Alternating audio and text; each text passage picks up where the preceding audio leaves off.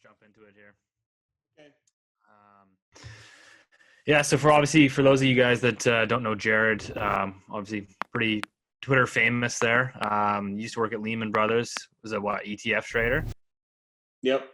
and then obviously authors the Daily Dirtnap, which I personally subscribe to and highly recommend. So I'll put some links out to that afterwards. But yeah, just interesting, financial mind. I think with your newsletter, you obviously give out investment ideas. It's more so like what I enjoy is it creates a dialogue and makes people sort of think about markets a little bit differently. So kind of just wanted to, bring you on today and just have a conversation about kind of where we're at today and kind of what you see obviously moving forward. It's kind of hard to predict, but, just kind of have a dialogue here back and forth and see where it ends up. Okay.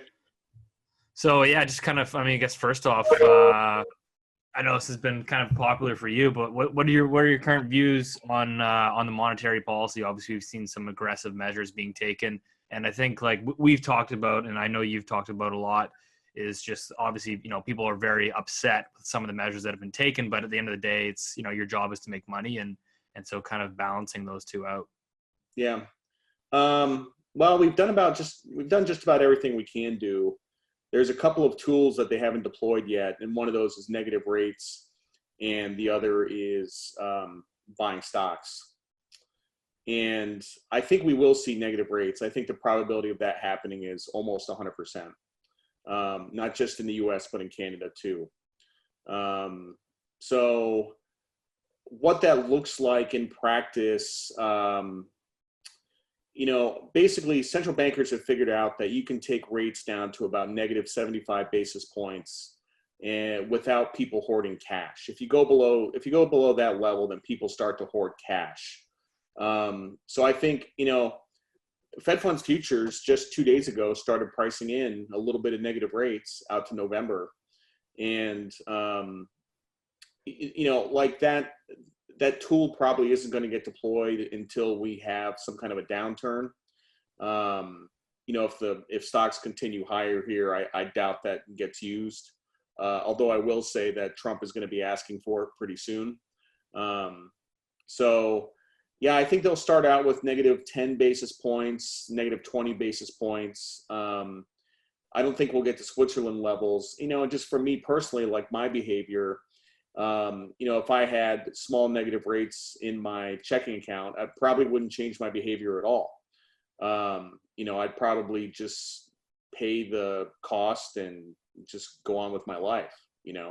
Ultimately, people need a place to put their cash, and I think people sort of underestimate that function of the banking system. And actually, if you think about it, I don't think it's all that unusual that. A lot of people think negative rates are backwards. They don't make any sense. But what I think is backwards is getting paid to store your cash in a bank. Like, I think it's actually kind of the other way around. I think that's a service that you should have to pay for.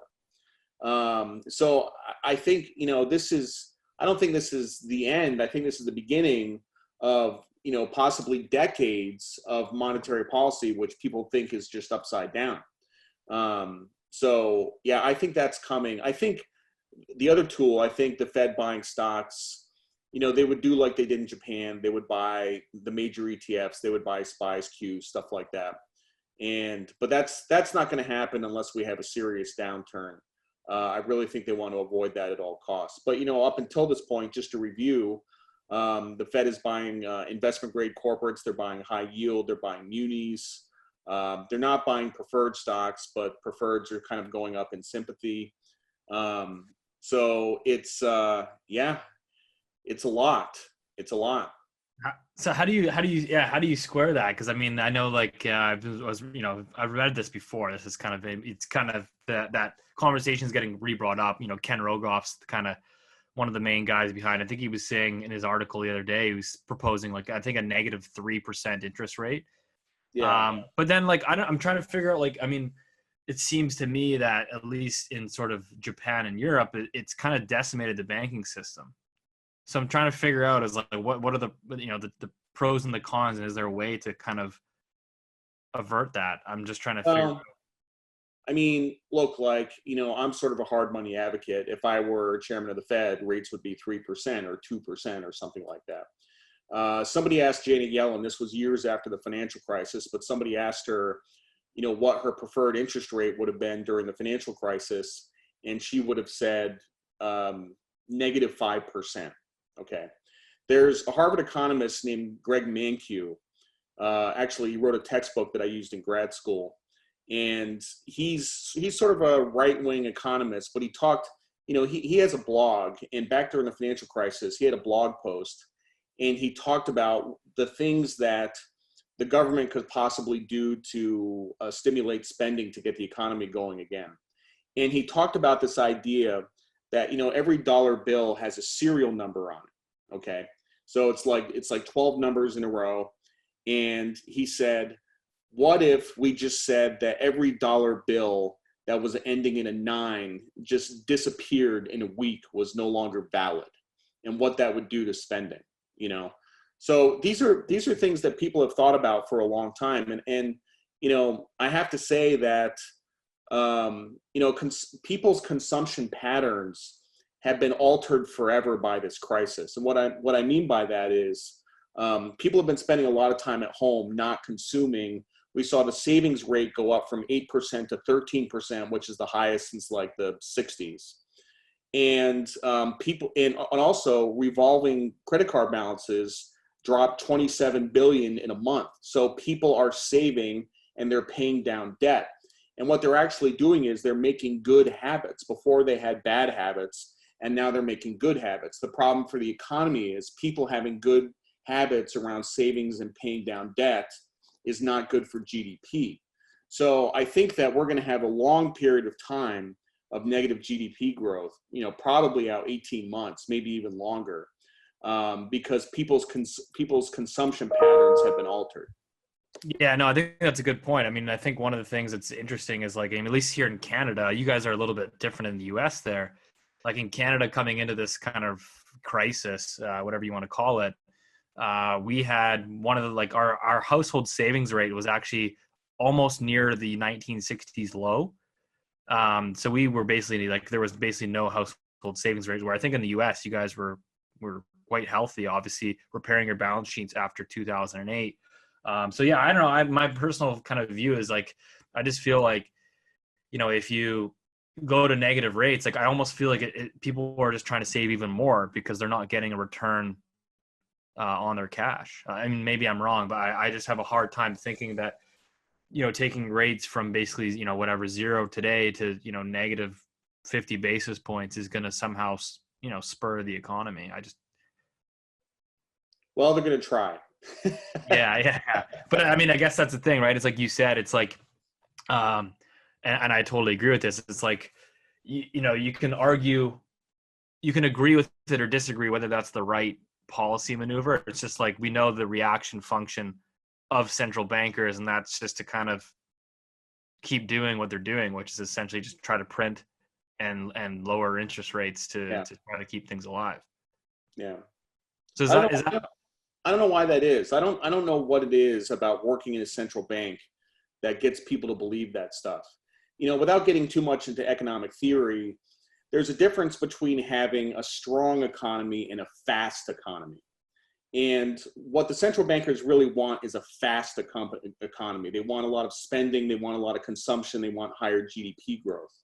But savings is good for the economy in the long term, and they're really focused on the short term. So that's kind of the disconnect. Yeah. Have you ever read a lot of like Dr. Lacey Hunt stuff?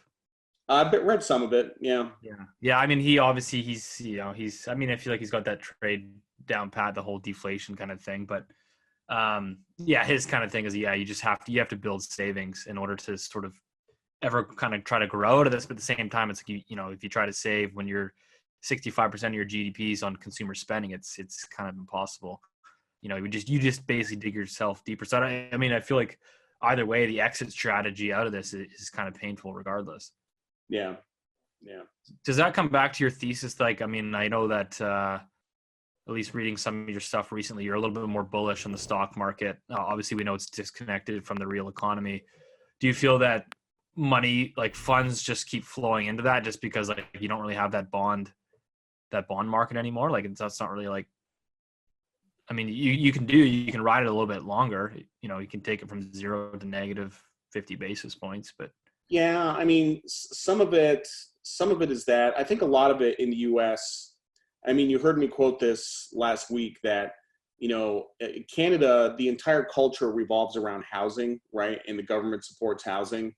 And in the U.S., the entire culture revolves around stocks. And one of the things I tweeted before I came on with you, Charles Schwab is offering basically contracts for difference, but they call them stock slices. And you can invest in a stock for as little as $5. Okay. And Americans are just obsessed with the stock market to the same extent that Canadians are obsessed with the housing market. It's the exact same thing, so for the last 7 years, I've watched Canada and I can't figure out like why this doesn't make sense. It's the exact same phenomenon.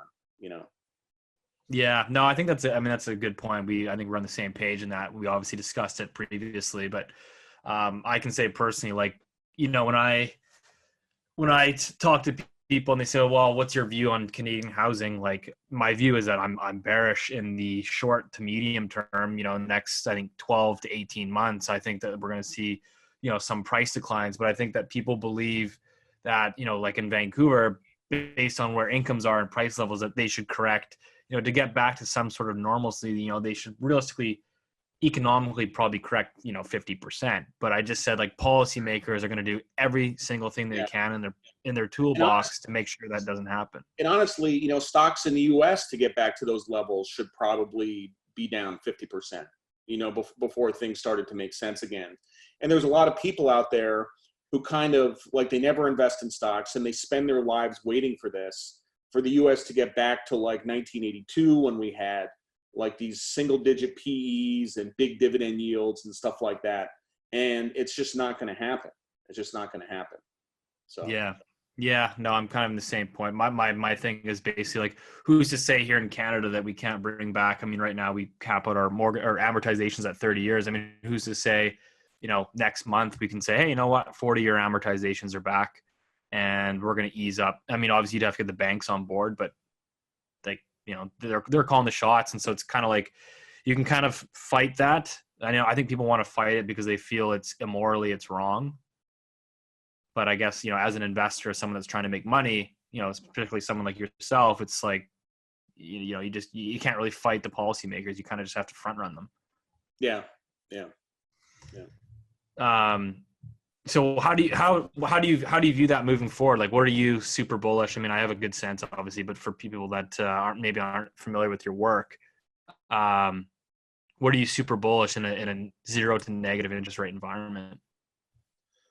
Well, I think that you want to buy the stuff that the Fed is buying, and listen, if you're talking about corporate debt, whether it's investment grade or high yield, I mean, basically we have a floor on prices here, and you can get, in high yield, you can get 6-7% pretty easily, and you have that put. I mean, the Fed basically has the put, and you can sit around and collect 6 or 7% in an environment where interest rates might be negative. I mean, I think that's a pretty good trade.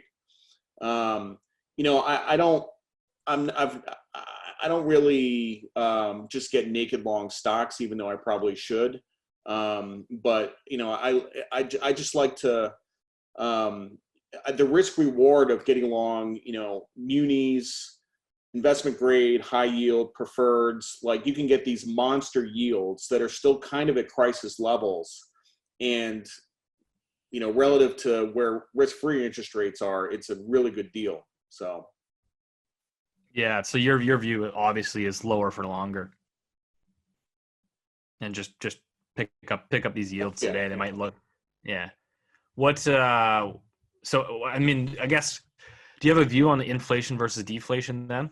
So you go to negative interest rates, but then you're obviously doing a lot of QE, and there's a lot of There's a lot of argument around the sort of semantics around QE and whether it's inflationary. I mean, obviously the last 10 years have been proven not to necessarily be. I mean, they've been inflationary for assets, which we can kind of get into. Obviously that creates, a wealth inequality. So I'm kind of curious to hear your thoughts on the inflation deflation story, and if it's inflationary just strictly for assets, how you view that playing out. I think particularly in America, I think you guys have a larger, wealth inequality, and it seems to me like the social tensions are obviously rising. Well, what we're experiencing right now is like the biggest deflationary shock of all time, coupled with what the Fed is doing which is the biggest inflationary shock of all time.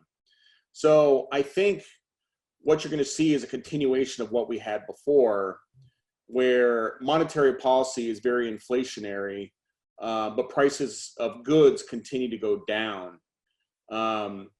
But, we could have an environment, everybody says that gold goes up during inflation. I think we're going to have deflation, and I think gold's going to go up a lot, which is going to confuse a lot of people. Mostly because gold it's not really based on inflation, it's based on currency debasement. So I think we're going to see elements of both. I think, we're going to continue to see asset price inflation. We're going to continue to see goods deflation, and it's just going to confuse a lot of people. Now, having said that, right now where we are with treasury issuance in the U.S., I mean, you guys have about $280 billion in debt that you got to come up with for this year.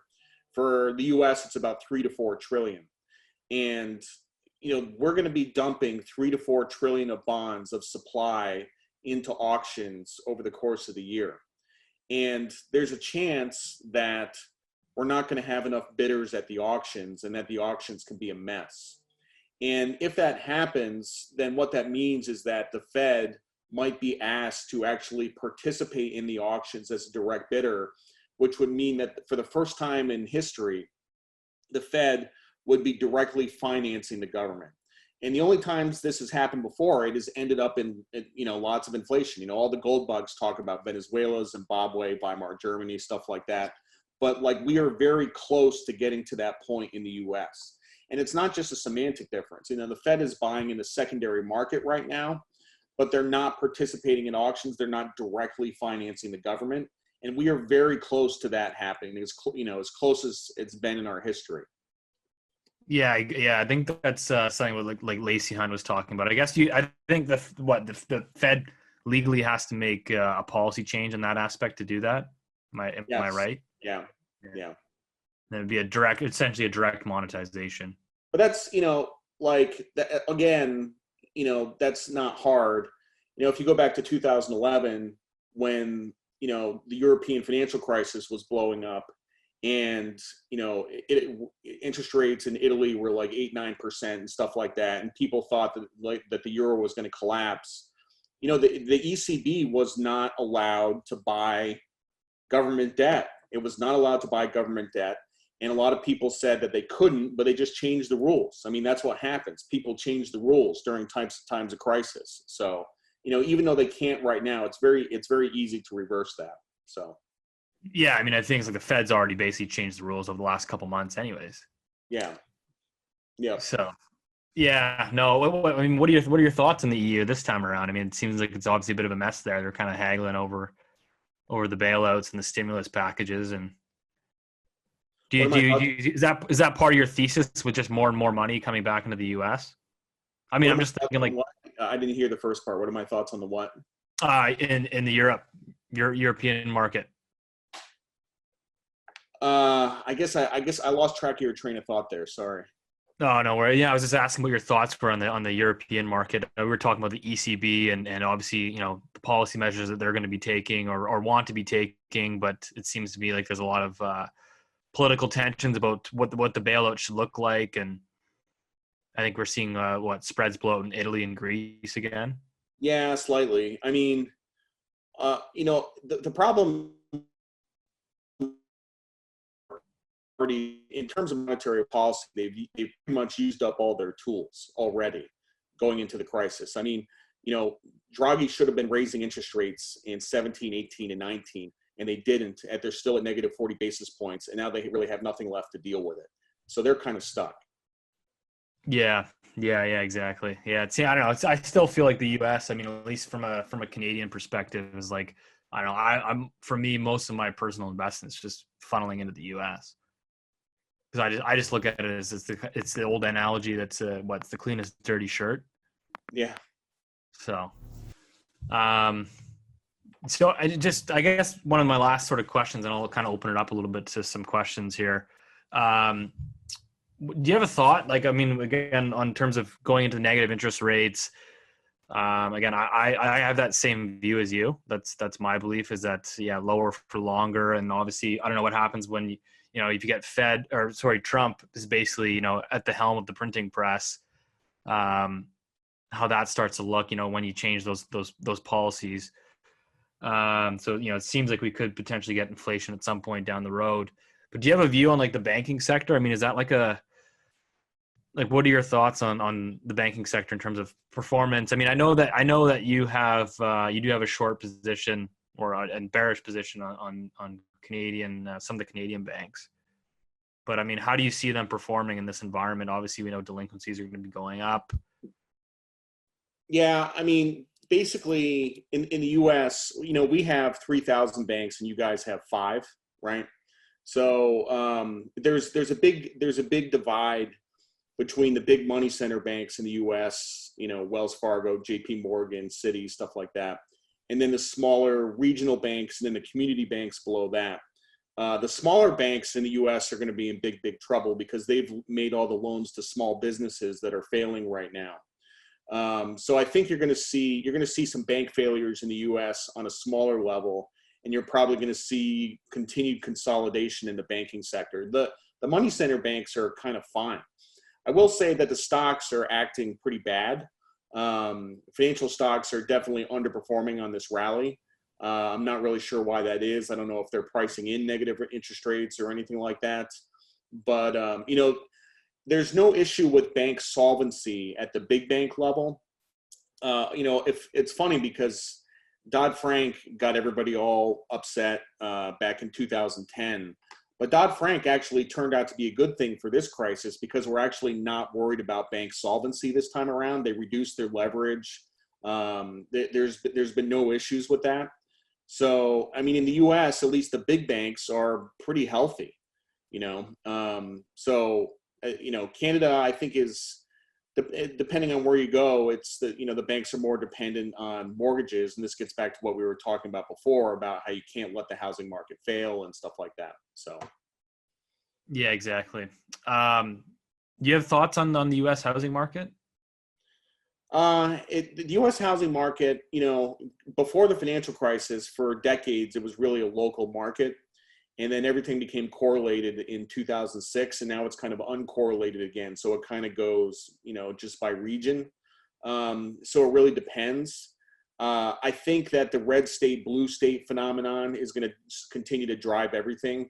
You're going to continue to have depopulation out of New York, New Jersey, Connecticut, Illinois, California, and into places like the Southeast and Texas. So that continues, and housing markets in the Northeast are going to be in really, really bad shape, and it's actually not bad around here where I live. So you've been I know you were super bearish New York, and that seemed to play out pretty well. Yeah. Seems like they're in a world of pain, especially been the hardest hit as well. Yeah. Do you have any thoughts? I guess this will be my last question here now. Do you have any thoughts on like taxation as well? Because I know that obviously you're getting a lot of interstate migration, more affordable housing, less taxes, less regulations, etc. I mean, we know this massive deficits that we're taking on. There's been some people who say, well, how are we ever going to pay for this? We're going to have to increase taxation. But then at the same time, I'm kind of like, well, does the central bank not just monetize everything anyways? Yeah, I mean, taxes actually become less relevant. Like I said, we're going to have to borrow $3 to $4 trillion this year. Even if we raise taxes on everybody to 100%, we still cannot pay for what we're doing. So really taxes become driven by ideological concerns. On the left, it comes down to class warfare about not letting rich people have their money. So it's all driven by ideology, which is really a bad place. But there's no longer these. In the past, it would be driven by practical concerns. You would say, okay, if I raise taxes too high, then people will start to have less compliance, and I won't be collecting as much taxes. And if I have tax rates too low, then I won't collect as much revenue. And now it just doesn't even matter. It doesn't matter at all. So.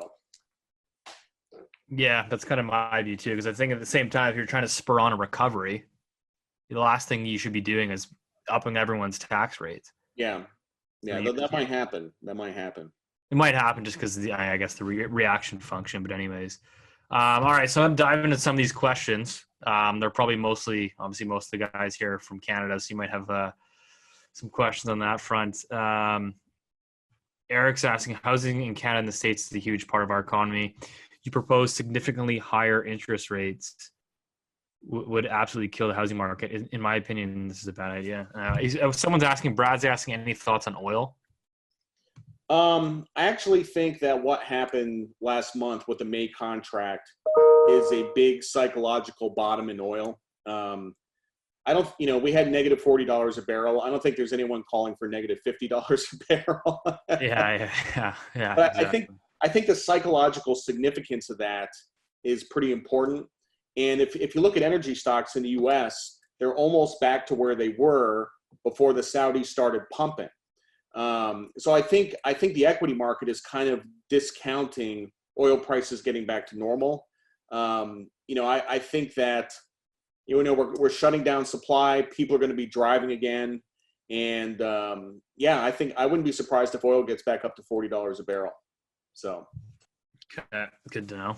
A couple questions here on Bitcoin. How do you express your Bitcoin view, and any thoughts on Bitcoin with the NERP possibility? There's three main ways you can buy Bitcoin. First of all, Bitcoin, we didn't talk about Bitcoin, but Bitcoin is going to be fantastic in this environment. That's backed up obviously by the price action in the last couple of days, but you saw Paul Tudor Jones investing in Bitcoin. He's actually not investing in Bitcoin. He's buying Bitcoin futures. But even still, it's gaining wider acceptance. We got the halving next week. I'm super bullish on Bitcoin. If you want to buy Bitcoin, then you either buy actual Bitcoin, you buy Bitcoin futures, or you buy the one. It's not really an ETF, but there's GBTC that you can also buy. But those are your three options. Do you personally go physical? Yeah.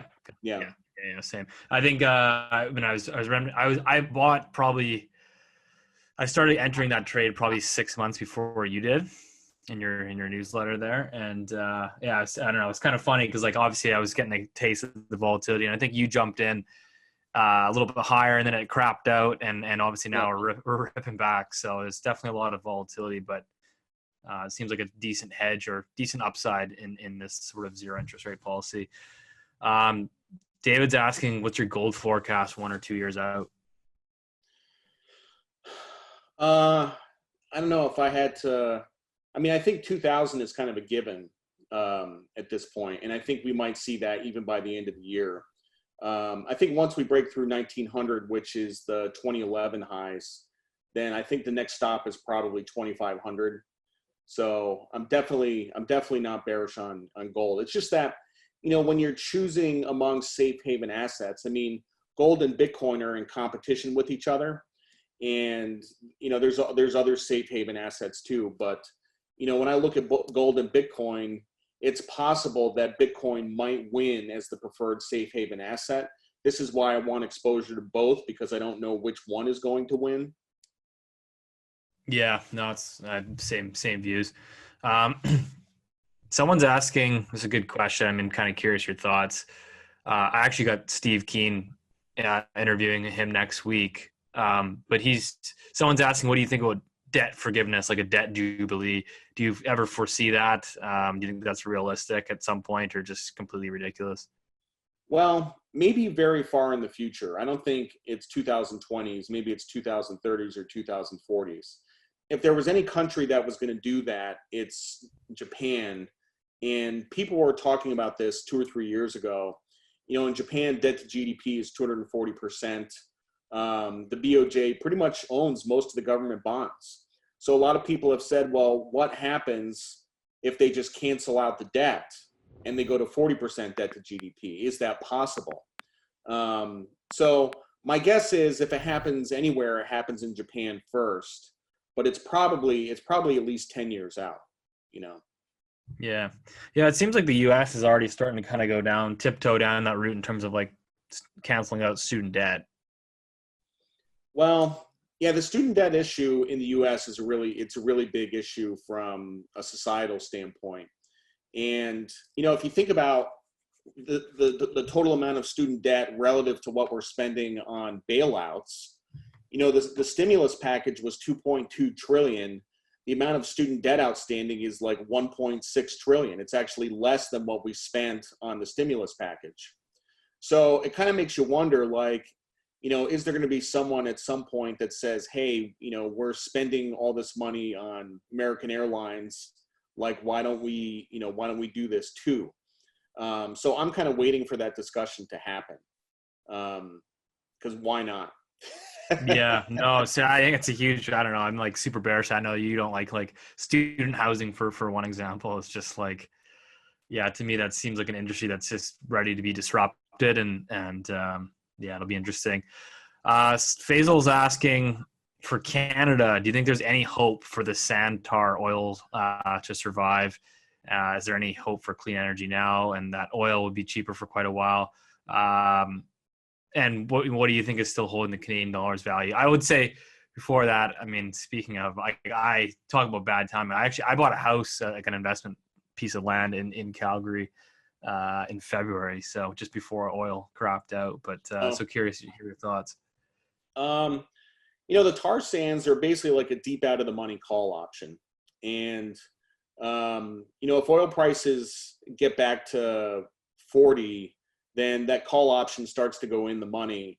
So I think it's entirely realistic. I can tell you what's not going to happen. What's not going to happen is that the tar sands are just abandoned and that the whole industry goes to zero. I think it's sort of a perpetual call option. So, yeah. Do you see, I know you like Exxon, but like Exxon, I think, what are they're profitable at $60 a barrel. Yeah. I mean, most of the shale industry is profitable at about $60 a barrel. It's at prices that are much higher than here. I think we'll get back there eventually. I do. I think we will. Yeah. It's just going to take some time. I guess those guys are just going to have to cut off further CapEx. I see a question here from Denny Wong, and I know Denny Wong, so I want to answer his question. He says, do you think the pain trade from here is the VIX going back to 21? And absolutely, that is the pain trade. That is the pain trade. The pain trade is a slow grind higher, vol reducing. We get back up to 3,100, 3,200 in the S&P, and the VIX gets back down to 20. That's the pain trade for sure.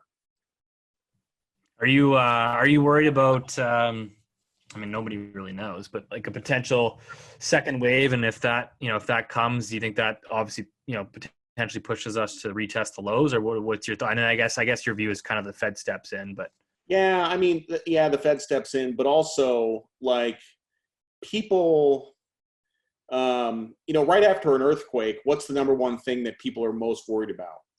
Earthquakes, right? They think that there's going to be another earthquake. And what we just experienced was an earthquake. Like if you get the VIX to 90, like that, we had the highest levels of volatility that we've ever had, going back to 1929. So I don't think we're going to retest. I think there's a lot of people waiting for a retest, which is the main reason that we're going to continue to grind higher in the stock market. Yeah. So coming on to that question, a good friend of mine, Sahil, asks, the S&P 500 December 2022 long call strike at 5,000. Is that crazy? What year is it? What year? December 2022. I don't know about a 2-year option, but maybe a 5-year option. Like that's actually not a bad trade. I put on a trade similar to that in like 2012. I mean, you have to think about if you're worried about the left tail, everybody's worried about the left tail. You also have to think about the right tail, you know. Is it possible? I mean, there's a number of different scenarios where the stock market just goes bananas, right? So you want exposure to that right tail. 5,000 in 2 years, I think, is a bit aggressive. But at the same time, like, there's other reasons why you do that trade. I mean, it's got a lot of vega. So if vol picks up, that also works. So it's, you know.